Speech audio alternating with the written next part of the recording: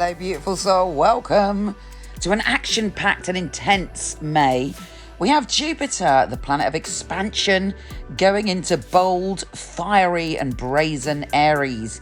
It's a time to push ourselves, to take that leap of faith. Also, on the same day, we do have Mercury going retrograde, so be careful what you say. Make sure you're taking care of all the details.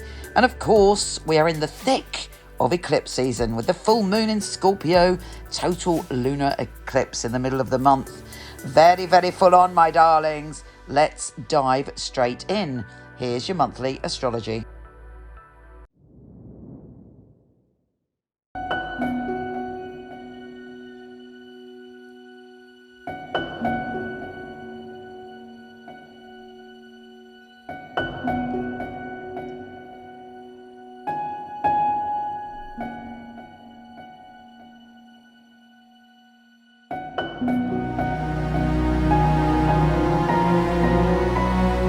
Hey Aries, whoa, this is big news for you because we have Jupiter, the planet of good fortune and expansion, in Aries, in our sign. Now that hasn't happened for 12 years.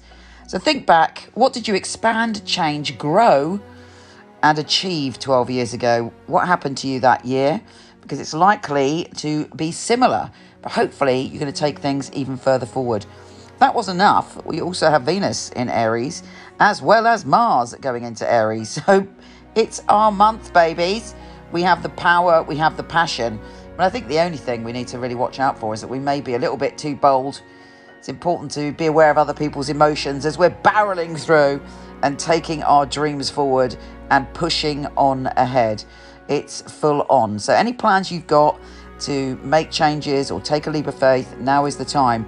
Venus enters Aries on May the 2nd, and we are like love magnets. We can draw love, not only love actually, but abundance towards us, because Venus is the planet of abundance as well as love.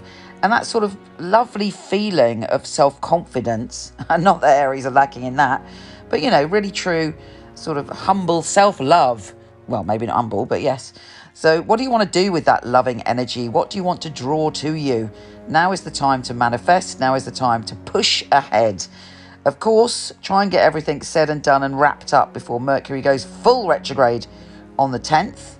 It is still a bit not 100% clear communication-wise, but, perhaps our boldness will lead us forward. And there are big changes. We've got Jupiter sextile Pluto on May the 3rd. And there's an intuitive decision to be made around career, work, or what you're passionate about in the world. And you're going to suddenly have a revelation. Now, Jupiter enters Aries on the same day as Mercury goes retrograde. And it's like we may not be able to sort of expand as quickly as we want on that day, but it's building up.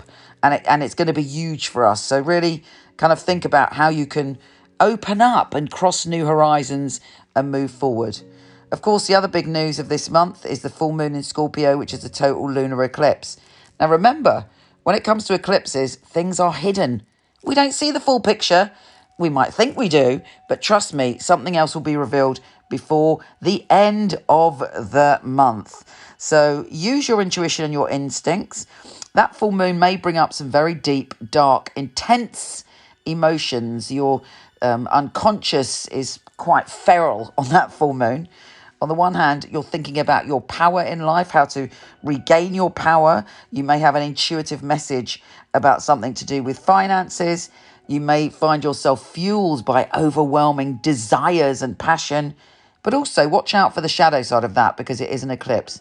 If you find yourself feeling obsessional, jealous, or wanting to do something really kind of naughty that I mean, I'm not judging, do what you like, but, if your own personal moral compass says don't do it, but you're sort of hungry to do something a bit taboo, actually, because it's the 8th house, then you might find yourself, with this sense. So be a little bit cautious with this full moon, because it is full on and really intense. So don't act out on any primal emotions. We have Mars and Neptune joining forces, which may make us, again, a little bit unclear about what action to take around the 18th, but there could be a psychic revelation which you feel passionate about. You are stirred by it. Now, the sun is entering Gemini. It's a great period of time for communication normally, although, of course, Mercury is retrograde. What do you want to communicate? What do you want to say? It's a brilliant time for journaling. It's a brilliant time for your mind to come up with fantastic ideas. But of course, with Mercury retrograde, it's difficult to sift through what is a fabulous idea, what is an idea that isn't going to work. So take your time brewing up a brilliance for when Mercury moves on.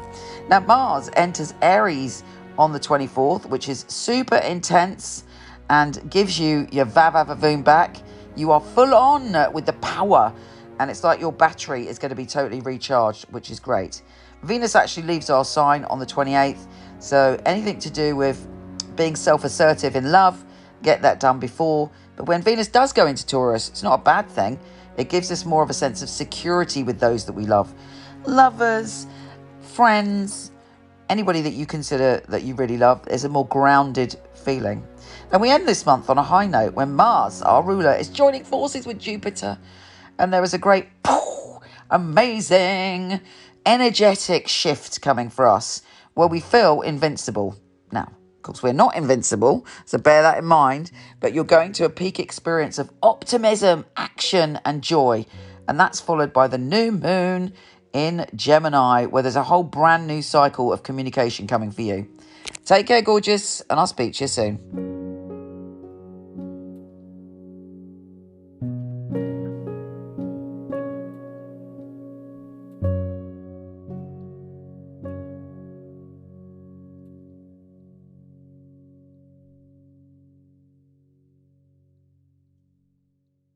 Don't forget to come visit me on Instagram at Michele Knight, Michele with 1L, and on Facebook where I do lots of lives, and you may even get a live tarot reading from me individually, Michele Knight Astrologer, and of course my website, michelleknight.com, if you want a reading with one of my fabulous psychics. So much love to you.